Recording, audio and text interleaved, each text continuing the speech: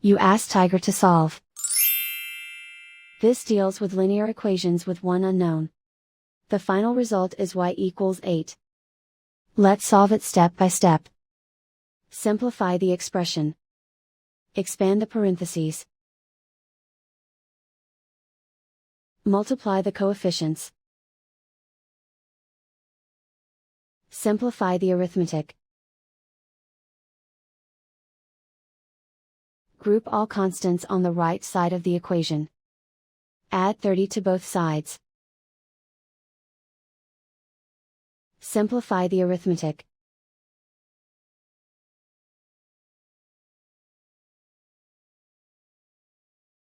Isolate the y.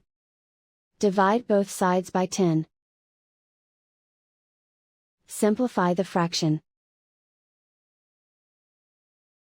Find the greatest common factor of the numerator and denominator. Factor out and cancel the greatest common factor. And so the final result is y equals 8.